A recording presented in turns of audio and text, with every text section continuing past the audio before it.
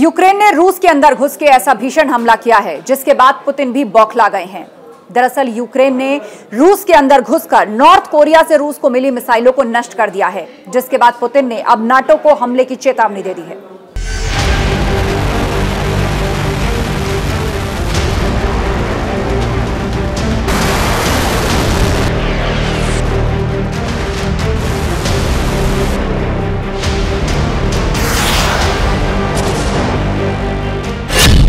मारी गई पुतिन की कोरिया मिसाइल, अब खंडर होगा नेटो।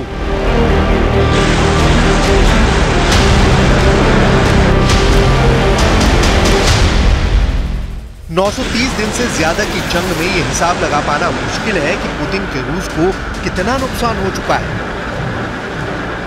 930 दिन से ज्यादा की जंग में यह बता पाना बेहद कठिन है कि ज़ेलेंस्की का यूक्रेन रूस से इतनी लंबी जंग कैसे लड़ पा रहा है।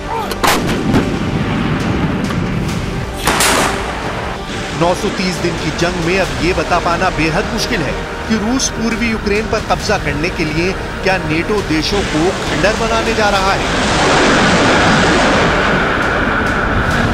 आखिर पुतिन उत्तरी कोरिया के तानाशाह किम जोंग उन से मिली मिसाइलों की तबाही से इतना ज्यादा क्यों बौखला गए हैं।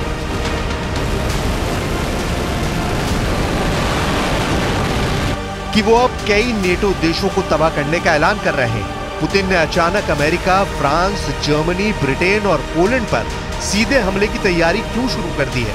Речь идет не о том, чтобы разрешать украинскому режиму наносить удары по России этим оружием или не разрешать. Речь идет о том, чтобы принять решение о том, что страны НАТО напрямую участвуют в военном конфликте или нет. Если это решение будет принято, это будет означать не что иное, как прямое участие। लंबी दूरी की मिसाइल से रूस पर हमले की तैयारी। इधर पिछले 72 घंटे में रूसी सेना ने कुर्स्क से लेकर पोक्रोव्स्क तक यूक्रेनी सेना को धूल चटा दी है। रूसी सेना का दावा है कि उसने कुर्स्क में 1000 वर्ग किलोमीटर इलाके पर कब्जा कर लिया है। ऐसे हालात में ही रूस के राष्ट्रपति व्लादिमीर पुतिन ने अमेरिका समेत नेटो देशों को बड़ी चेतावनी दी है। पुतिन ने कहा है कि अगर यूक्रेन की ओर से लंबी दूरी की मिसाइलों से रूस पर हमला होता है तो इसका मतलब होगा नेटो का युद्ध में शामिल होना। पुतिन ने कहा है कि अगर नेटो इस युद्ध में शामिल होता है तो रूस की ओर से भयंकर जवाब दिया जाएगा। हम आपको बता दें कि पुतिन को उत्तर कोरिया और ईरान से घातक मिसाइलें मिलने के बाद से ज़ेलेंस्की नेटो देशों से लंबी दूरी की मिसाइलें मांग रहे हैं। हाल ही में जब रूस को ईरान से 200 बैलिस्टिक मिसाइलों के मिलने की खबरें आईं, तो माना जाने लगा कि यूक्रेन को लंबी दूरी की मिसाइलें नेटो से मिलने जा रही हैं। इधर रूसी सेना को एक बड़ा झटका लगा है। यूक्रेन का दावा है कि उसने 48 घंटे के अंदर रूसी सेना को भारी नुकसान पहुंचाया है। रिपोर्ट्स के मुताबिक यूक्रेन सेना ने उत्तर कोरिया के हथियारों और मिसाइलों से भरे एक रूसी मिसाइल डिपो पर हमला किया है। दावा किया गया है कि गोला बारूद और मिसाइलों से भरे डिपो को यूक्रेनी सेना ने तबाह कर डाला है। यूक्रेनी सेना का यह हमला वोरोनिश क्षेत्र के सोल्तेस्को में एक गोला बारूद डिपो पर हुआ है। इस हथियार डिपो में रूस को उत्तर कोरिया से मिली मिसाइलें रखी थी जो तबाह हो चुकी हैं। यूक्रेनी सीमा से 110 मील दूर वोरोनिश में यूक्रेनी हमला हुआ है। वहीं दूसरी तरफ जवाब में रूस ने पूर्वी यूक्रेन के डोनेस्क में अपनी तोपों से हमला किया है, जिसमें रेड क्रॉस के 3 कर्मचारी मारे गए हैं। इधर यूक्रेनी सेना ने दावा किया है कि उसने रूस के पिछले 24 घंटे में 1270 सैनिकों को मार डाला है, जबकि 73 तोपखानों को तबाह कर दिया है। यहां तक कि एक रूसी जेट को नष्ट करने का भी दावा किया गया है।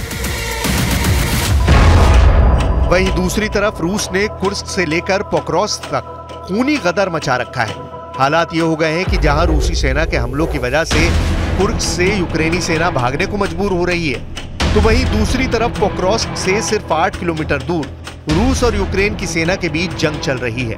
कुर्स्क में जहां रूसी सेना ने यूक्रेनी सेना को 10 मोर्चों से भगा दिया है, तो वहीं पोक्रोव्स्क में यूक्रेनी सेना बुरी तरह से हार रही है।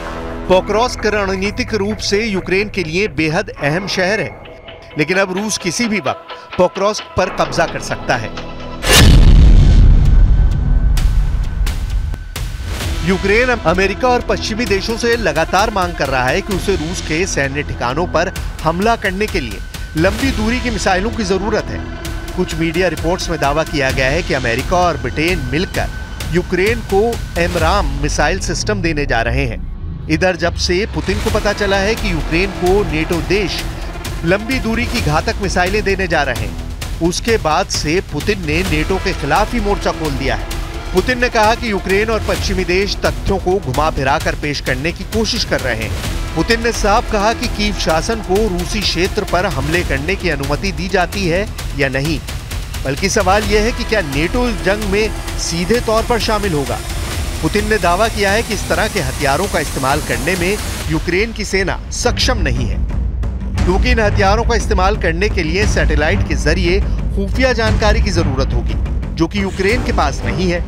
ऐसे हालात में केवल यूरोपियन यूनियन और अमेरिकी सैटेलाइट ही इस तरह की जानकारी दे सकते हैं। ऐसे में अगर यूक्रेन की ओर से लंबी दूरी की मिसाइलों से रूस पर हमला होता है तो साफ तौर पर यह माना जाएगा कि नेटो इस संघर्ष में सीधे तौर पर शामिल हो गया है, और अगर ऐसा होता है तो इससे जंग पूरी तरह से बदल जाएगी।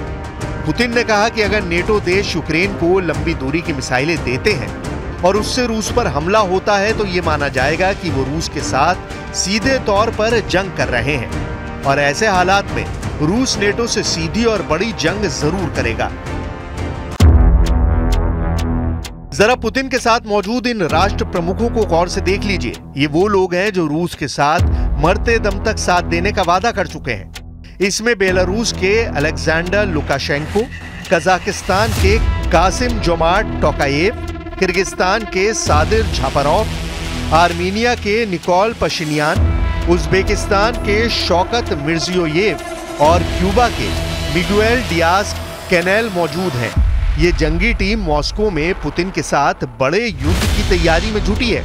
2.5 साल से ज्यादा लंबी जंग में रूस अब यूक्रेनी सेना पर बहुत भारी साबित हुआ है।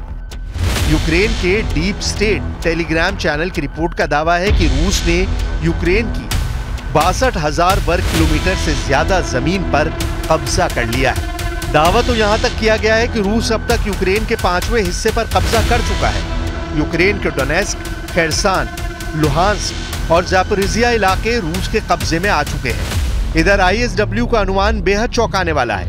आईएसडब्ल्यू का कहना है कि रूस 1 लाख वर्ग किलोमीटर से अधिक इलाके को कंट्रोल कर चुका है, यानी कागजों में यूक्रेन जीत रहा है और जमीन पर रूस जीत रहा है।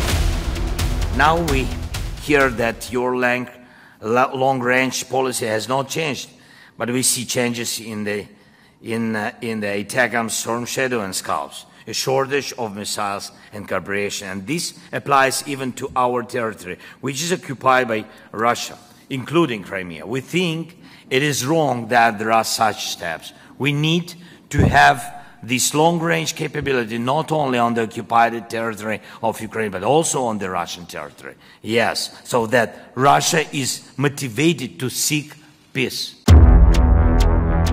ऐसे हालातों की वजह से ही रूस को अब पोलैंड की तरफ से नेटो के 32 देश मिलकर घेर रहे हैं। जरा देखिए इस वक्त नेटो और रूस के बीच क्या चल रहा है। रूस की सीमा पर नेटो के 1,23,000 सैनिक मौजूद हैं।